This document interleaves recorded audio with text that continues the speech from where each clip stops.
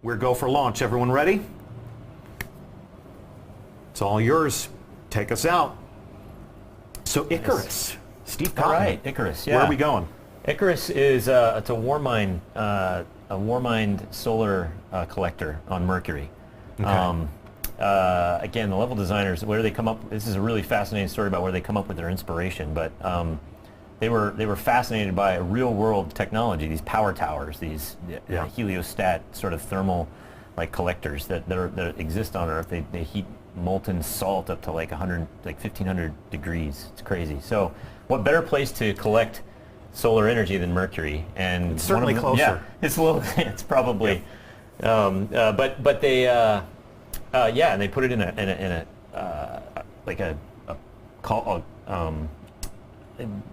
pit basically, and put all the arrays of mirrors around that pointed at this thing. It's glorious. Right there. It looks amazing. Now this is the first human installation that we've seen on Mercury. When I think about the lighthouse, or when I think about some of the different Crucible maps that you've set there, it's usually Vex in nature, but this is, Warmind similar to Rasputin. That Golden Age tech is coming more into play here. So let the games begin. Yeah. This is round 2 of Supremacy, and as the match plays out, talk to us a little bit about how the environment is impacting the gameplay. Looks like we've got our first blood right there. This one's a little bit tighter than Floating Gardens. Is this a symmetrical map? This is a radial map. A radial map? Or like you say round. Round Circular in nature. No, it's a radial map. Yeah. It's the interiors. It's a lot like Anomaly, but the exteriors are much more open. Again, this gorgeous skybox that the artists have created. Must be a Warmind nice thing. I mean, Anomaly is also a circular map, so the Warminds, they think in a circular fashion. All right, picking up those crests, putting points on the board. Nice. Yeah, running the table, sliding into the crest. You get style points for that? No, you don't, but you should. But you sure feel cool doing it. Like so that was great. That was a denial right there. Yeah. So that could have been a double kill instead. So we can see down here in the lower left-hand corner, the user interface is telling us a lot about the combat. We can see Bravo team seizing quests. I want to say quests so bad. Crests. They're seizing the crests. So this just gives you an idea as to who's running the table, who's leading the match. Yeah, there's a couple things going on there too. We have audio cues for taking crests and denying crests. So not only are you seeing it in the kill feed down there, but you're also hearing it as well. So we want to have multiple ways that information is conveyed. Our chat room is also observing the fact that there are new medals, which is yes. I really meant to keep a sharper eye on chat to see how they were enjoying the fun, but amidst all the excitement, I forgot to look down. So hey chat, sorry about that. Lazy Summerstone, you called it. New medals 3 hours sleep in Supremacy. 3 hours sleep, 1 airplane, 4 trains. Oh. I did see that right there. 5 that guy's got 5 trains. Yeah, I just saw it. So should we talk about artifacts? We should talk about artifacts, because I just saw that. I did too. So this is Brandon, right? He's playing. He's running. Yeah, he's running the hand cannon. Yeah, so he's got the artifact Memory of Perun equipped, which highlights enemies. The ones that are low on health, it highlights red, and the ones that are full on super, it highlights yellow. So you can see if somebody's about to unleash a super. You can see if they're charged. Yeah, the time you have to react is it's going to look really small. You get used to it though, and it's very helpful in making just quick knee-jerk decisions. There you go. That was nice. He was low on health, and then he was dead. That's wicked. And all good things must come to an end. Yeah. So if somebody has a red glow, that's a visual cue for what the community would refer to as absolute. This person is taking damage. They might not be absolute, but they'll be close. So their health is getting pretty low once they start. We also just saw a tiny glimpse of one of the other artifacts as well. Did you see that? That was that Stormcaller's not going to be happy. What was that? They were just activating the super and got gunned down in their prime like a Stormcaller dog in the streets. These matches are really close. Fistful of crests. Fistful of crests. Again?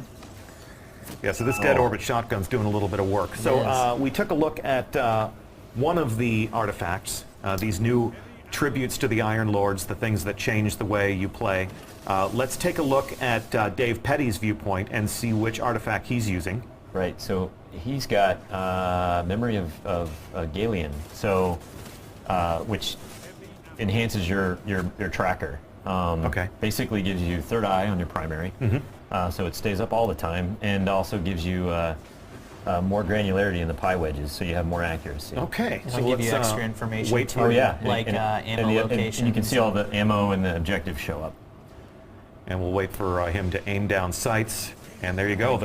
The radar stays. That'll be awfully handy. Now there is one artifact where where you can take control of another enemy's mind. Do we enable that in the Crucible? Can I? That would be fun, but Can no.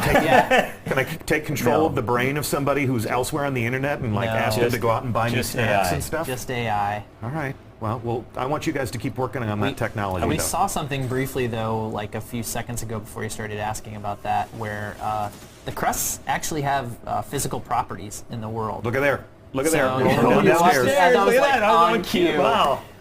They're So so yeah, cooperative. when they get killed, they move around. They you can fire Yeah. a rocket near it, a grenade. Like you'll see it move downstairs, ramps, and it's not a lot. It's pretty Yeah. light, and we worked on it for a long time to make sure it didn't affect it so much as to be annoying, but it's there, and it adds an extra layer of interest to the game. Yeah, it really does. So Lars, Stormborn52 just tuned into the stream, and he wants to know if Rise of Iron has private matches. Do you have an official comment on that? Look at your screen. Stormborn, I'm happy to say that yes. Private matches confirmed. We're actually playing one right now. It does say private test build up in the corner. That's just, that's our development environment. But private matches are confirmed in Destiny. Choose your combat mode. Choose your map. Choose your time of day. Choose whether or not you want vehicles. And right now they're enjoying a little bit of Supremacy, which is our brand new game mode, which is why you see this combatant picking up those crests. You left a hunter crest right there on the ground. And someone just took a. Oh well. Sorry, Deej. These games are close. Yeah, these are some nail biters. These are some close matches. That's exactly what we want. It's good. And all we're fighting Look at for that. today is a little bit of honor, a little bit of bragging rights, a little bit of stream hype, perhaps. Nice. So when you collect a blue crest is friendly quest. You've sort of used Yes. the GI Joe laser color palette yeah, here. well, we wanted to go simple. Yeah. And when you grab a blue one, you're actually denying the enemy team points. So it is Depriving the enemy. basically the simple thing to do. Remember in this mode is if you see a crest, grab it, Sure, right. Yeah. no matter the color. And then you gave us different colors for the crests so we could at least understand how the battle is progressing. Correct. Unlike those grenades where you never know if you're going to run through an enemy fog or a friendly fog. Look at that super showdown, and match the got really hammers win. unclose Got a really few quick. more hammers.